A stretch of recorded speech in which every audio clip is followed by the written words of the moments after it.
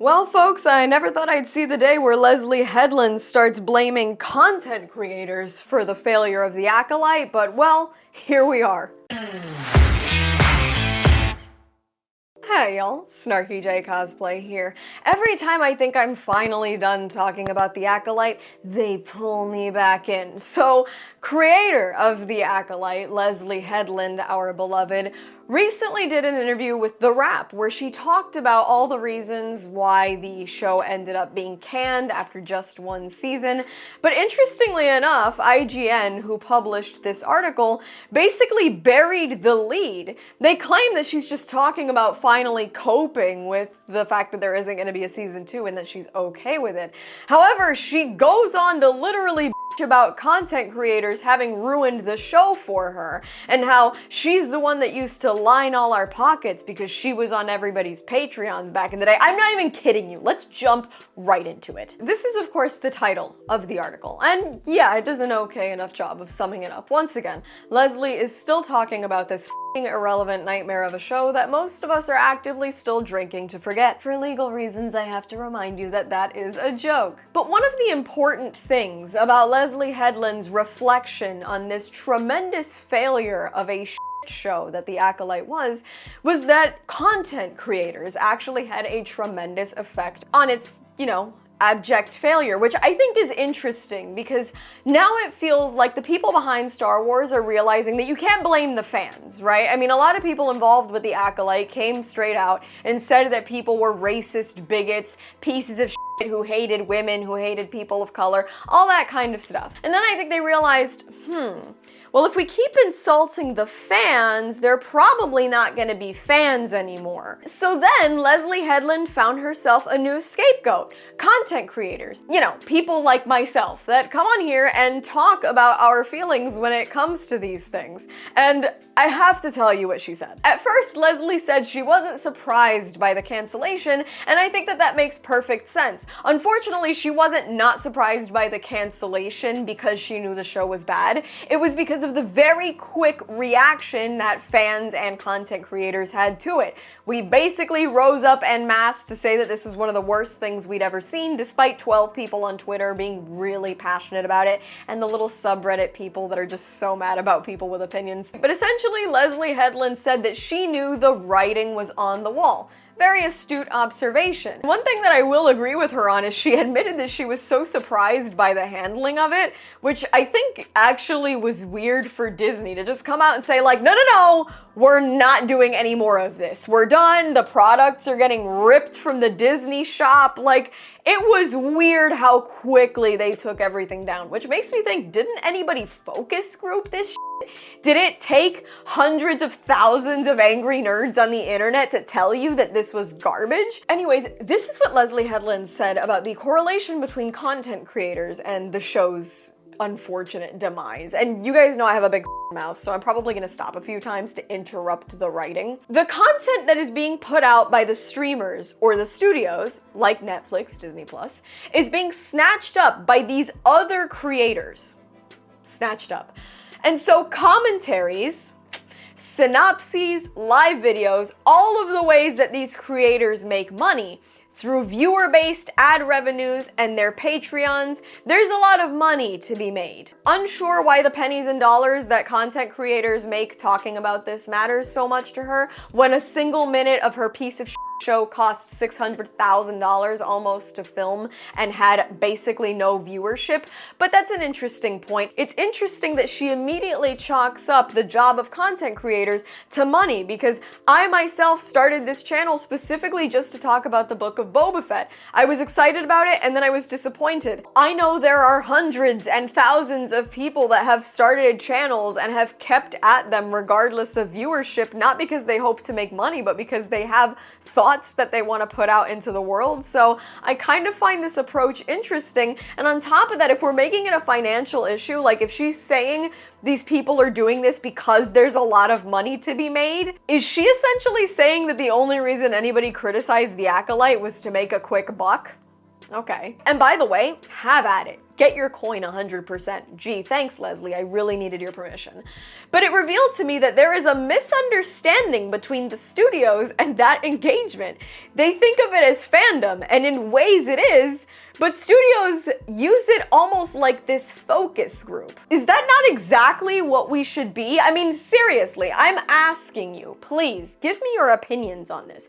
Think about it this way. If you are a dedicated follower / subscriber of somebody who does Star Wars commentary, like myself, like The Critical Drinker, like Star Wars Theory, presumably you are a subscriber because you tend to agree with our opinions. I have had a lot of people think that this is an airport and that they need to announce their departure, and the minute I publish an opinion they don't agree with, they end up unsubscribing. Most of the time, when you're a subscriber, it's because somebody has opinions that you tend to agree with. So if guys like The Critical Drinker and Star Wars Theory have millions of subscribers between the two of them, and I have another 300,000 over here, presumably those are really big chunks of people who watched The Acolyte and felt the way they did, felt the way I did. If you're here, you probably agreed with me about The Acolyte.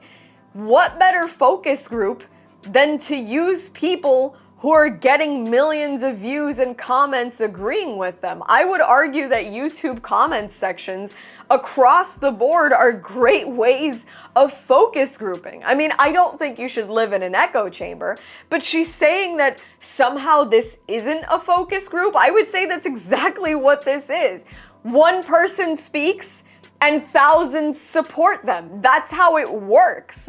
We're like a collective thing here. Are we only not a good focus group because we don't agree with her show? Leslye did say one intelligent thing where she predicted a move towards a world where the content being made about Star Wars will be more culturally impactful than actual Star Wars. And to admit that as somebody who has made Star Wars, I think is an incredibly bold move and such a testament to your own bullshit. Because when you look at it this way, Star Wars has been a pillar in pop culture for decades now because of how culturally impactful those 3 films were, how impactful the prequels were, the now non-canon Legends extended universe, whatever you want to call them. They made an impact on pop culture globally, on storytelling, on aesthetics when it comes to sci-fi and fantasy and action adventure. Star Wars is an icon. And you mean to tell me that you're okay and able to validate the fact that we live in a world where content creators are probably more culturally impactful than you when you have millions of dollars to tank on a show? That's not a testament to the brainwashing of content creators. That's a testament to how absolutely your writing and your production has gotten. That stands to show you how far Disney has fallen and how they've absolutely tanked Star Wars as a brand, where people now comment on my channel when I'm f***ing irrelevant, especially compared to some of these bigger guys. They'll comment, I watch your videos, I don't watch the show. That's not a testament to me being good at my job, that's a testament to Leslye Headland being bad at hers. Then she makes another shocking admission. I am a Star Wars fan, which means I have always been, since the launch of YouTube, part of the Star Wars recap / criticism / lionization fandom community. Guys, she could be in this comment section right now. These guys I've known for years and years. Please ask the other people that do this job if she knows them. So when I got the information from others about what the weather report was, there was this real concern from friends of mine or coworkers of mine that saddened me.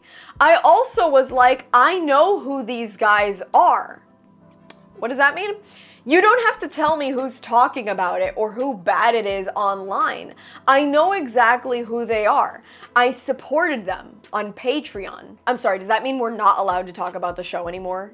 Because she supported some of these people on Patreon. Does that mean that we're supposed to see Leslye Headland's name on the little white title card and go, oh, Leslye Headland, she worked on this. She once had a $10 subscription, not allowed to criticize.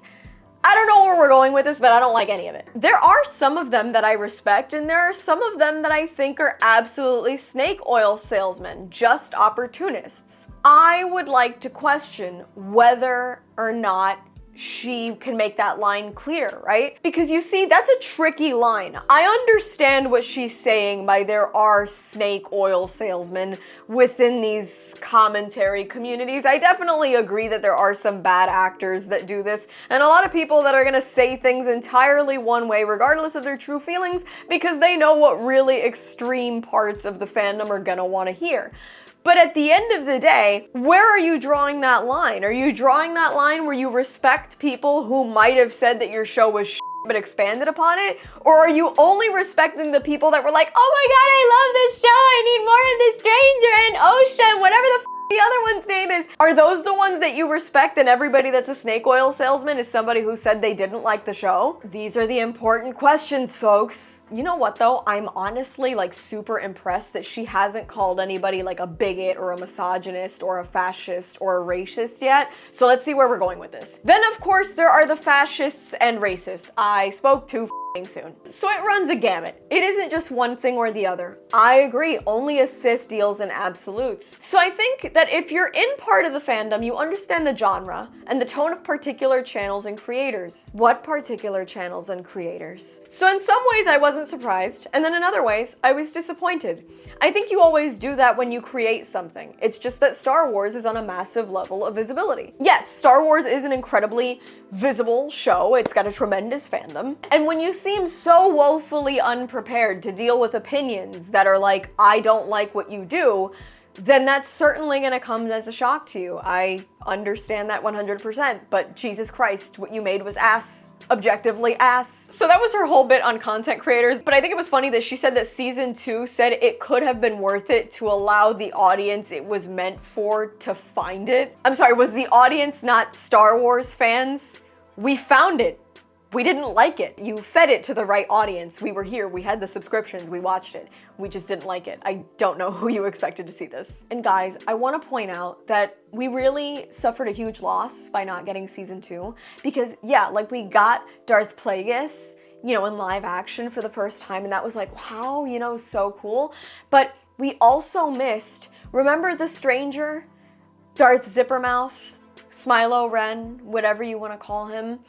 He was actually gonna be the guy that starts the Knights of Ren, which is the cult that Kylo Ren was in. He was gonna be confirmed to be the first Knight of Ren.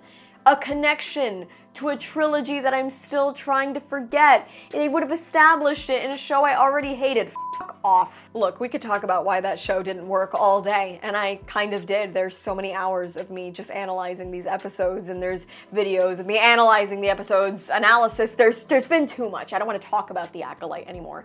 But I always find it interesting when these people that are so tone deaf, that are handed the keys to the kingdom, essentially, opportunities to write and to create, and they squander them. They write things that are not good. And not only do they choose to blame a fandom that has essentially, you know, kind of kept Star Wars relevant for almost half a century, it's funny when they learn, like, we can't keep attacking them, but instead they come for the content creators. And they try to say that we don't speak for the fandom. I would never come out and say that I speak directly for anybody, but I've had a lot of people approach me at conventions and a lot of people in comments sections saying that essentially content creators say what they can't or won't or don't want to say.